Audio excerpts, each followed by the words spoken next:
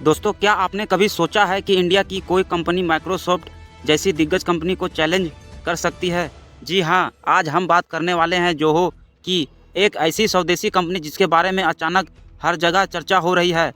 लोग जानना चाहते हैं कि आखिर ये जोहो है क्या, इतना ट्रेंड क्यों कर रहा है और वाकई में ये माइक्रोसॉफ्ट को टक्कर दे सकता है। आज के सेशन में मैं आपको सारे सवालों के जवाब दूंगा।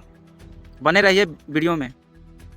सबसे पहले आपको बता दूं कि जोहो कोई नई कंपनी नहीं है। इसके फाउंडर है श्रीधर वेम्बो, जो तमिलनाडु के रहने वाले हैं।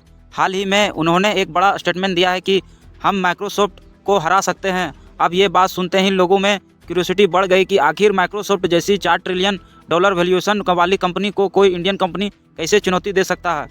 माइक्रोसॉफ्ट का सॉफ्टवेयर हम भी यूज़ करते हैं, चाहे वो पावर पॉइंट हो, वर्ड हो या एक्सेल। ये सारे टूल्स पेड होते हैं और सब्सक्रिप्शन बेस्ड मॉडल पर चलते हैं।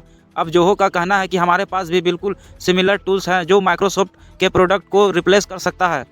बड़ी बात तब बनी जब हमारे आईटी मिनिस्टर अश्विनी वैष्णव जी ने ट्वीट करके ये कहा कि उन्होंने अपना पूरा प्रेजेंटेशन जोहो शो पर बनाया है, ना कि माइक्रोसॉफ्ट पावर पॉइंट पर।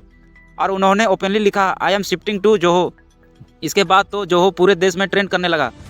जोहो की खासियत यह है कि ये पूरी तरह से बूटस्ट्रैप कंपनी है, मतलब किसी फॉरेन फंडिंग से नहीं बल्कि अपने ही पैसों से खड़ी की गई है। इसकी वैल्यूएशन है करीब 1 लाख करोड़, लगभग $12 बिलियन। और इंटरेस्टिंग बात यह है कि ये कंपनी एडवर्टाइजिंग पर पैसा खर्चा नहीं करती, फिर भी आज के इसके पास 130 मिलियन यूज़र और 18,000 से भी ज़्यादा एम्प्लॉई है। इसके क्लाइंट की लिस्ट देखिए, Amazon, Netflix, Mercedes Benz, Ford, Hyundai, Citibank, HDFC, Philips, यानी दुनिया की बड़ी बड़ी कंपनी भी जोहो CRM यूज करती है। CRM का मतलब है कस्टमर रिलेशनशिप मैनेजमेंट, यानी कस्टमर से जुड़ी हर क्वेरी, कंप्लेंट और इंटरेक्शन और ट्रैक करना और उसका सोल्यूशन देना। अब बात करें इसके फाउंडर श्रीधर वेम्बो की।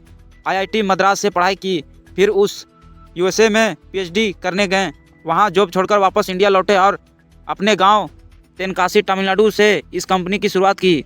1996 में उन्होंने सॉफ्टवेयर डेवलपमेंट फर्म बनाई। 2009 में उसका नाम बदलकर जोहो कॉरपोरेशन रख दिया और आज ये कंपनी सालाना $1 बिलियन से भी ज़्यादा की रेवेन्यू जनरेट करती है।